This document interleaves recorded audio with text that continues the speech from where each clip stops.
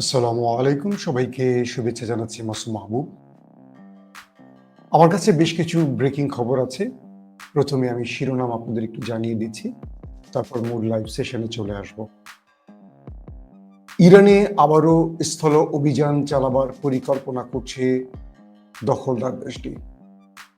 প্রথমে তারা আকাশে অভিযান চালালেও এবার ইসরায়েলের প্রতিরক্ষা মন্ত্রণালয় ইরানে স্থল অভিযানের অনুমতি দিল।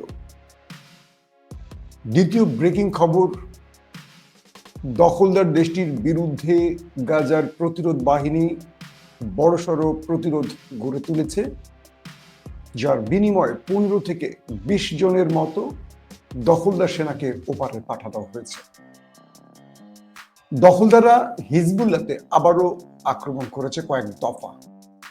হিজবুল্লাহ বলছে বারবারই দখলদাররা যুদ্ধবিরতি লঙ্ঘন করছে।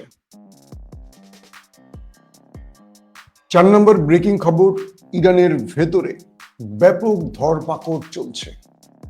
অভিযোগ উঠেছে ইরান সরকার এই সুযোগে ভিন্নমত দমনেও মাঠে নেমেছে এবং টার্গেট ভিন্নমতের লোকদেরকে গ্রেফতার করছে, যেটা মানবাধিকার লঙ্ঘন। আসলে কি সত্য? দর্শক, এছাড়া দখলদার এবং বিশ্বমরুলদের কূটচালে ইরানের ভেতরে আরেকটি বড় রকম রেজিম চেঞ্জ ঘটতে পারে, এই আশঙ্কার খবর উঠে এসছে বিশ্ব গণমাধ্যমে। শেষ পর্যন্ত কি টিকে থাকতে পারবেন আয়াতুল্লাহ আলী খামেনি? চলুন এই বিষয়ে আজকে বিশ্লেষণ করব, যতটুকু সম্ভব নতুন নতুন তথ্য দেওয়ার চেষ্টা করব।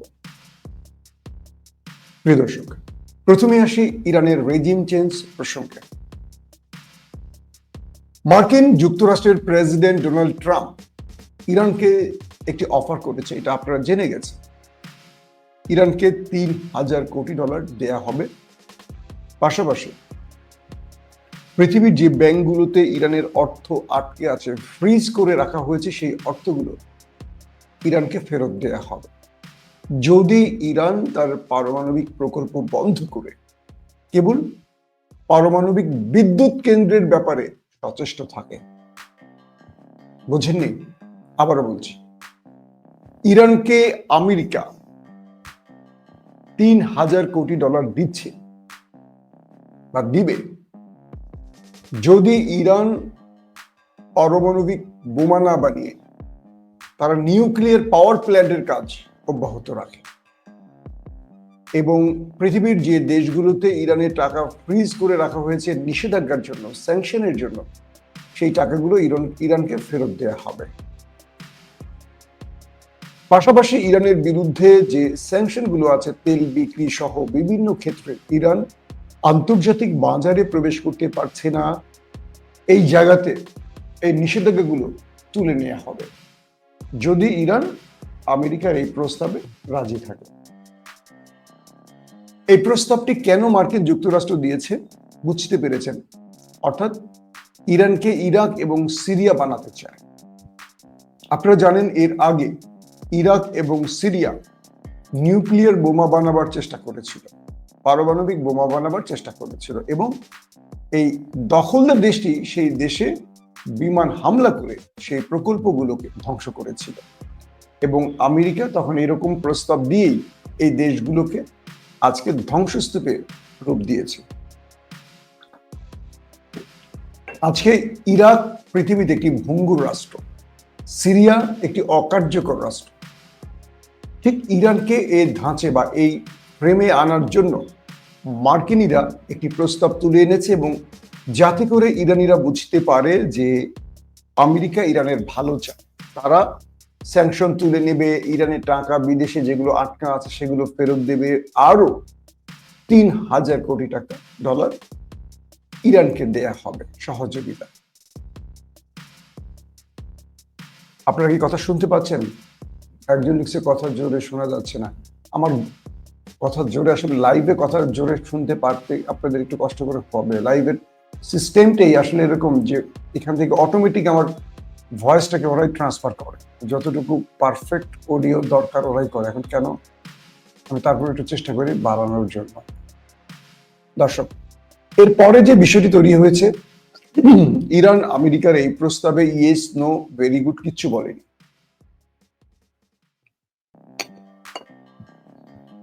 ইরানকে মূলত যে ট্র্যাপে ফেলতে চাইছে, ফাঁদে ফেলতে চাইছে, সেটা হলো ইরানকে মার্কিন যুক্তরাষ্ট্র তার কন্ট্রোলে আনার জন্য জনগণের মধ্যে বা সেনাবাহিনীর মধ্যে বা ডিপ স্টেটের মধ্যে বা সংস্থাগুলোর মধ্যে একটা বিভ্রান্তি তৈরি করার জন্য এই নীল নকশাটা তৈরি করা হয়েছে, যাতে করে সেনাবাহিনী বুঝতে পারে, যাতে করে বিভিন্ন সংস্থা বুঝতে পারে যে আমেরিকা তো আমাদেরকে ভালো অফার করেছে, তাহলে আমরা ইরানের এই বিপ্লবী সরকারের বিরুদ্ধে দাঁড়াই এবং একটা জনসমর্থন তৈরি করে এই সরকারের হটাই, তারপর আমেরিকার সাথে আমরা আমাদের প্রেমটাকে পাকাপোক্ত করি। কিন্তু হবে তো তার উল্টোটা, যেটা আজকে ইরাকে ঘটছে, যেটা সিরিয়াতে ঘটছে। ইরানকে দুর্বল করার জন্যই এই অফারগুলো করা হয়েছে, এরকমটি বলছে ইরানের বর্তমান সরকার বা ইরানের রাজনৈতিক বিশ্লেষকরা। দ্বিতীয় যে বিষয়টি, সেটি হলো ডোনাল্ড ট্রাম্প বলেছেন যদি ইরান আবারও নিউক্লিয়ার বোমা বানাবার কোনো প্রকার চেষ্টা করে, আবারও যদি ইউরেনিয়াম সমৃদ্ধির দিকে এগোয়, আমরা আবারও ইরানে আক্রমণ করব। ইরান বলছে যে আমরা কোনো প্রকার আইএইএ কে আর আমার দেশে ঢুকতেও দেব না, পর্যবেক্ষণ করতেও দেব না, তাদের কাছে আমরা আর কোনো রিপোর্টও দেব না, তাদেরকে কোনো জবাবদিহি করব না। আন্তর্জাতিক এই অ্যাটমিক সংস্থার কাজ হলো কোন দেশ কি পরিমাণে ইউরেনিয়াম সমৃদ্ধ করছে, সেটা তার ভূমির জন্য, বিশ্বের জন্য হুমকি কিনা, ব্লা ব্লা ব্লা ব্লা। কিন্তু ইরান বলছে যে আমাদের রাষ্ট্রে বারবারই এরা এসছে, তদন্ত করছে এবং আমরা এদেরকে সন্তুষ্ট করেছি, কিন্তু এরা আমাদের কাছে সন্তুষ্ট হলেও শত্রুদের কাছে আমাদের নথি তুলে দিয়েছে, আমাদের পরমাণু বিজ্ঞানীদের নথি তুলে দিয়েছে, ডাটা তুলে দিয়েছে, এবং সেই হিসেবে দখলদাররা পরিকল্পিতভাবে আমাদের পরমাণু বিজ্ঞানীদের হত্যা করেছে। বিষয়টা খুব ক্লিয়ার। কারা কারা পরমাণু বিজ্ঞানী, কোথায় থাকেন, কি করেন, তাদের নাম্বার, পরিবার, এই ডাটাগুলো সব জানার কথা না, কিন্তু প্রথম 13 তারিখের আক্রমণে, 13 জুনের আক্রমণে ইরানের একদম টপ লিস্টেড পরমাণু বিজ্ঞানীদেরকে হত্যা করে ফেলেছে মোসাদ। আর ভেতরের স্ট্রাকচার কি পরিমাণ, কি সবকিছু তখন তারা জেনেছে কিভাবে? তারা বলছে এগুলো আইএইএ এর মাধ্যমে জেনেছে। এরা আন্তর্জাতিক সংস্থা হলেও এরা বিশ্বমোড়ল বা দখলদারদের হয়ে কাজ করছে। তা ইরান বলছে যে আমরা আর তাদেরকে আমাদের দেশে ঢুকতেও দেব না, তাদের কোনো জবাবদিহিও করবো না, আমাদের পারমাণবিক প্ল্যান্টের কোনো রিপোর্টও তাদের দেব না, কোনো পর্যবেক্ষণের সুযোগই তাদের আর দেব না। তো এটির জবাবে আমেরিকা ডোনাল্ড ট্রাম্প বলছেন ইরান যদি সহযোগিতা করে তাহলে এই অফার, এত টাকা, এটা এটা এটা এটা। আর ইরান যদি সহযোগিতা না করে, উল্টো তারা যদি নিউক্লিয়ার বোমা বানাবার কোনো পরিকল্পনা করে, ইউরেনিয়ামকে আরো সমৃদ্ধ করে, আরো উন্নীত করে, তাহলে আমরা ইরানে আক্রমণ করব। আমরা ইরানকে জিজ্ঞাসা করবো না, এই জন্য ইরানকে প্রশ্নও করবো না, সরাসরি আমরা আক্রমণ করব। এই পরিস্থিতিতে ইরান বলছে যে এটি একটি স্বাধীন রাষ্ট্র, তুমি চাইলেই আক্রমণ করতে পারো না, তুমি আক্রমণ করেছো, আমরা পাল্টার জবাব দিয়েছি। এরপরে মনে রেখো যে আবারও যদি ইরানে আক্রমণ করতে চাও, আমরা তোমাকে এর আগে যেটা তোমাদের এক্সিট রুট দিয়েছি, মুখ রক্ষার সুযোগ দিয়েছি বলে কাতারে আমরা একটা ফ্রেন্ডশিপ ম্যাচ খেলেছি, ধরে নাও। এরপর এই সুযোগটা আমরা তোমাদেরকে দেব না, তুমি আক্রমণ করবে, আমরা তোমাকে আক্রমণ। এতে ইরান টিকে থাকুক না থাকুক, ইরানের জাতি তোমাকে কোনো প্রকার ছাড় দেবে না যদি তুমি ইরানের স্বাধীন কোনো বা বৈধ কোনো পারমাণবিক প্রকল্পে আক্রমণ করে ইরানকে তুমি দখলদারদের কাছে মাথা নত করে রাখতে চাও। এটা হলো ইরানের লাস্ট স্টেটমেন্ট। দর্শক, দ্বিতীয় যে খবরটি, সেটি হলো যে এবার দখলদার দেশটি ইরানের মধ্যে একটি বড়সড় অভিযান চালাতে চায়। ইরানের প্রতিরক্ষা মন্ত্রী কার্টস, তিনি প্রথমে বলেছিলেন যে আমরা আবারও যে কোনো সময় আক্রমণ করব। এরপর ইরানের যিনি সেনা প্রধান, দুঃখিত, ইসরায়েলের, তিনিও বলেছেন যে আমাদের এই যুদ্ধবিরতি শেষ হয়নি, যে কোনো সময় আমরা ইরানে আক্রমণ করব, এবং সেনাবাহিনীকে প্রস্তুত থাকতে বলেছিলেন। এবার প্রতিরক্ষা মন্ত্রী কার্টস বলছেন আমরা ইরানে যে কোনো সময় স্থল অভিযান চালাবো। স্থল অভিযান মানে তো বুঝতেই পেরেছেন, গাজায় যেভাবে সামরিক বাহিনী পাঠিয়ে, ড্রোন কি বলে মার্কাবা পাঠিয়ে, ট্রুপ ক্যারিয়ার পাঠিয়ে, সেনা ঢুকিয়ে হত্যাযজ্ঞ চালাচ্ছে, ঠিক একইভাবে। প্রশ্ন হলো, ইরানের প্রতিবেশী রাষ্ট্রগুলো কারা? আজারবাইজান, তুরস্ক, কি বলে পাকিস্তান, আফগানিস্তান, এই তো মোটামুটি ইরানের চারপাশে মুসলিম রাষ্ট্রগুলো। এই পরিস্থিতির আলোকে দখলদার প্রতিরক্ষা মন্ত্রী কিভাবে বলেন যে ইরানে তিনি স্থল অভিযান চালাবেন? তাহলে কোন বর্ডার দিয়ে, কোন দিক থেকে তারা স্থলে ঢুকবে ইরানের?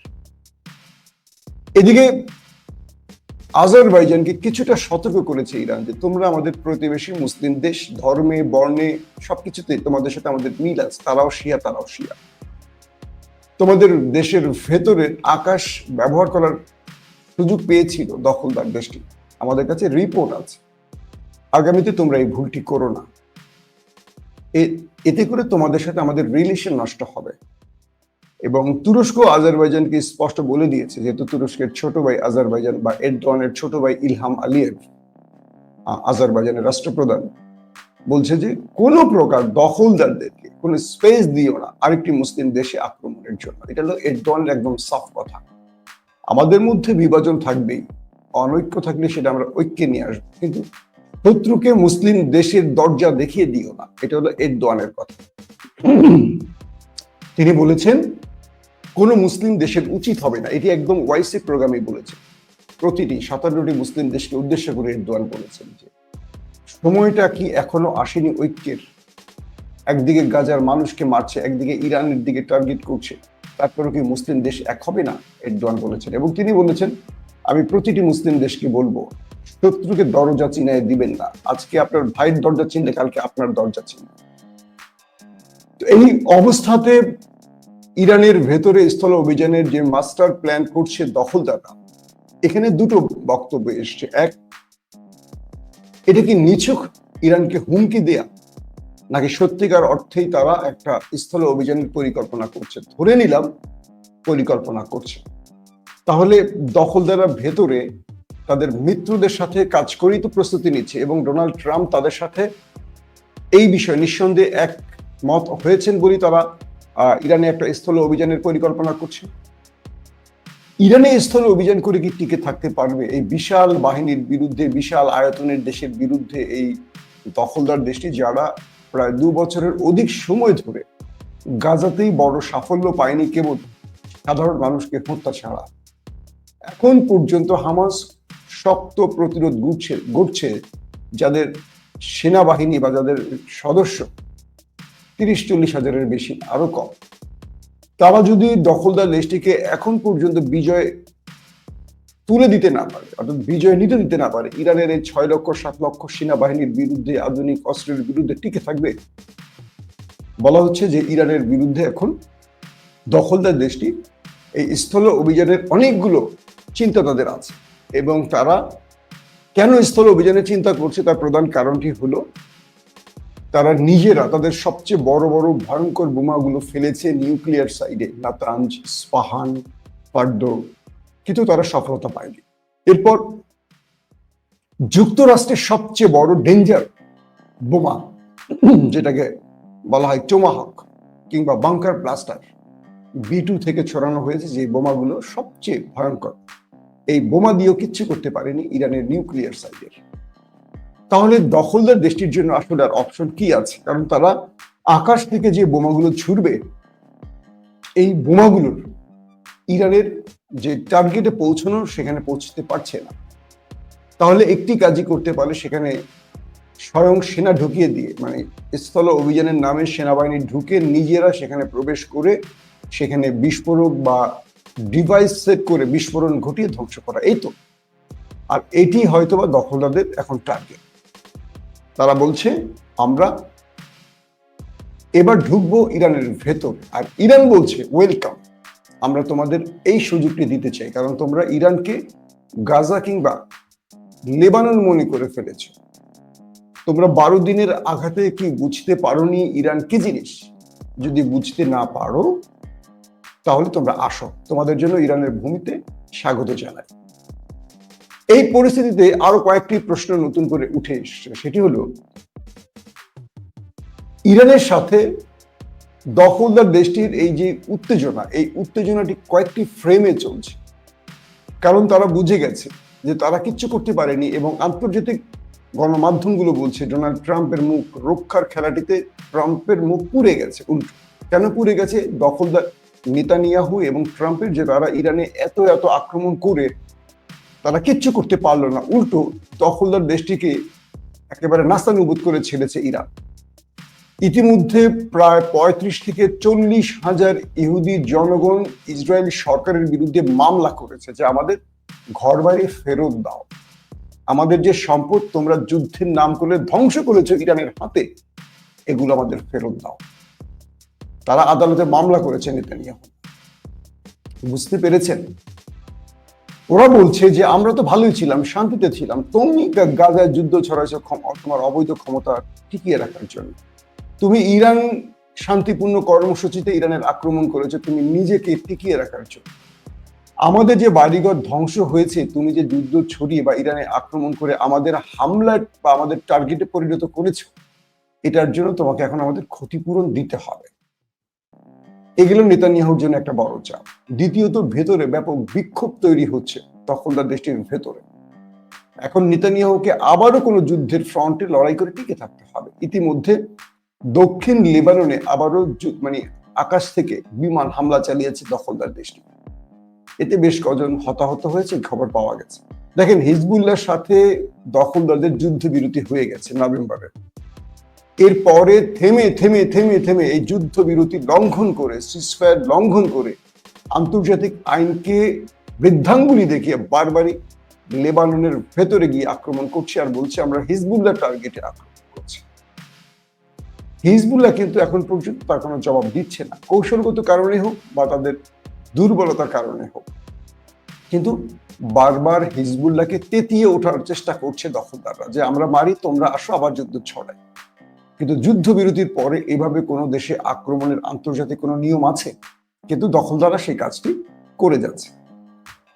আর তারপরে যে বিষয়টি হলো, গাজাতে যুদ্ধবিরতি লঙ্ঘন করে তারা আবারও যুদ্ধ ছড়ালো এবং সেই যুদ্ধে তারা প্রচুর প্রচুর প্রতিদিনই প্রায় অর্ধশত বা ৫০ জন, ৬০ জন, ৭০ জন, ৮০ জন, ৮২ জন, ৮৪ জন করে প্যালেস্টাইনিকে মারছে। পৃথিবী দেখছি না, যেন কিচ্ছু পৃথিবী চোখে পড়ছে না। মুসলিম বিশ্ব বাদ দেন, পুরো জাতিসংঘ বারবারই চাপ দেওয়ার পরও কিচ্ছু হচ্ছে না। জাতিসংঘের পক্ষ থেকে আন্তর্জাতিক যে কোর্ট, আইসিসি নাকি বলে, ইন্টারন্যাশনাল কোর্ট অফ জাস্টিস, তারা নেতানিয়াহুর বিরুদ্ধে মানবতা বিরোধী অভিযোগে মামলা পর্যন্ত করছে, গ্রেপ্তারি পরোয়ানা পর্যন্ত জারি করেছে, তারপরও কিচ্ছু হচ্ছে না।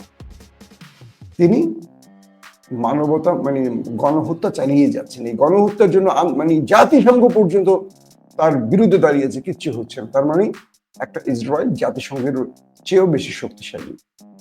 বলা হচ্ছে গত ৩ দিনে গাজার প্রতিরোধ বাহিনীগুলো দখলদার বাহিনীর উপর ব্যাপক পাল্টা অ্যাটাক করেছে। তারা যখন মার্কাবা ট্যাঙ্ক, সাজোয়া যান নিয়ে স্থলে অভিযান চালিয়ে নিরীহ মানুষকে মারছে, তারা যখন ত্রাণের নাম করে প্রতিদিনই অর্ধশত মানুষকে মারছে, কালকেও মেরেছে বেশ কজন, আজকেও খবর পাওয়া গেছে কালকে আজকে মিলে প্রায় ৩৫ জনের মতো মারা গেছে গাজার নারী শিশু, শুধু ত্রাণ আনতে গিয়ে। যখন ত্রাণ আনতে যায় তাদের উপরে সরাসরি গুলি করে। এই হলো দখলদারদের মানবিকতা। তো উত্তর গাজাতে দখলদার বাহিনী অভিযান চলাকালীন তাদের উপর অ্যাটাক করে হামাস, আল কাসাম ব্রিগেড।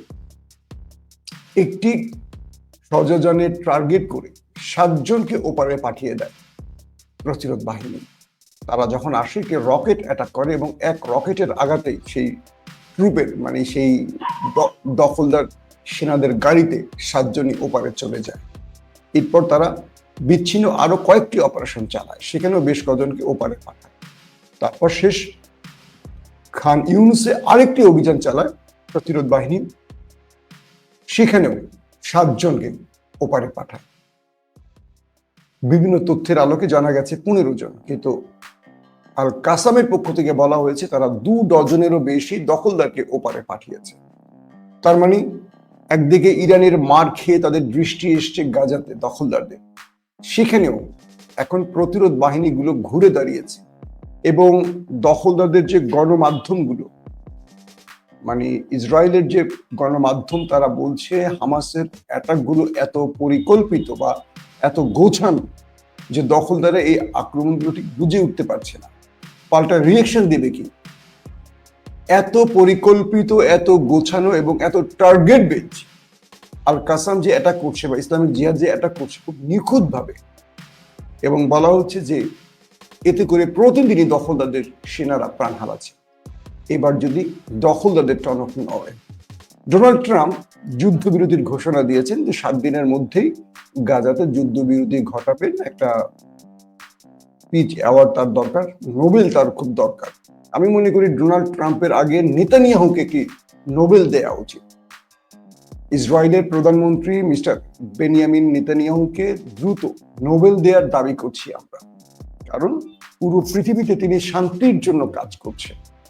তিনি সিরিয়াতে শান্তির জন্য বোমা হামলা করছেন, লেবাননে শান্তির জন্য বোমা হামলা করছেন, গাজাতে বোমা হামলা, ড্রোন হামলা, রকেট হামলা, স্থল সেনাবাহিনী পাঠিয়ে তিনি শান্তির পক্ষে কাজ করছেন, এবং ইরানেও তিনি শান্তির জন্য কাজ করছেন, ইরাকেও তিনি শান্তির জন্য কাজ করছেন। সো নেতানিয়াহুকে নোবেল দেওয়ার, শান্তিতে নোবেল দেওয়ার আবেদন করছি। এরপরে ডোনাল্ড ট্রাম্পকে দিয়ে, তাহলে আমরা বলতে পারবো আগামী দিনে এই নোবেল শান্তির নয় অশান্তির জন্য দেয়া হয়, বিশ্বে যারা মানবতাকে হত্যা করে তাদেরকে দেয়া হয়। তো ডোনাল্ড ট্রাম্প নতুন একটি পরিকল্পনা নিয়ে এগুচ্ছে। 7 দিনের মধ্যে তিনি গাজায় যুদ্ধবিরতি ঘটাবেন, হামাসকে নির্মূল করবেন, চিরস্থায়ী হামাসকে কি বলবো, তাদেরকে ওই যে জঙ্গলে পাঠায় না, নিরুদ্দেশ করবেন, গাজা থেকে তাদেরকে সরাবেন। এটাকে কোনো পুতুল আরব রাষ্ট্রের হাতে, যারা মার্কিন পাপেট, তাদের হাতে তুলে দিবেন। এই পরিকল্পনা করে তিনি এগুচ্ছেন আমরা দেখতে পাচ্ছি, এবং সবশেষ এটুকু বুঝতে পারছি যে গাজাকে আবারও কোনো বর্গীর হাতে তুলে দেওয়ার মাস্টার প্ল্যান চলছে। কিন্তু হামাস বলছে আসো, আমরা 2 বছরের অধিক লড়াই করছি, শেষ রক্তবিন্দু পর্যন্ত আবারও লড়াই করব, কিন্তু বর্গীর হাতে গাজাকে তুলে দেব না, পবিত্র ভূমিকে তুলে দেব না।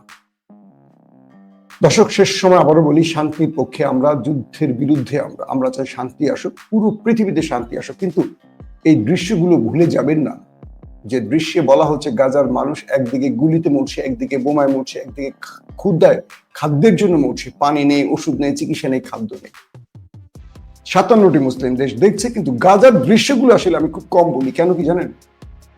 এগুলি আমি বলে কিছু করতে পারবো না, কিন্তু আমি বলে আপনাদের মনগুলো, মানে আপনাদের মন খারাপ হয়ে যাবে, আপনারা অস্বস্তিতে থাকবেন। এটা আসলে নিজের কাছে ভালো লাগে না।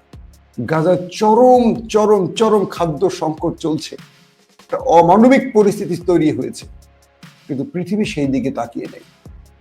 পৃথিবী তাকিয়ে আছে অন্যদিকে, কাঠের চশমা পরে পৃথিবী তাকিয়ে আছে অন্যদিকে। আরবরা $3 ট্রিলিয়ন মার্কিন ডলার দিচ্ছে আমেরিকাকে, যাতে পৃথিবীতে আরেকটু মানুষকে সাইজ করতে পারে, ওরা আর উন্নত বোমা তৈরি করে মানুষ মারতে পারে।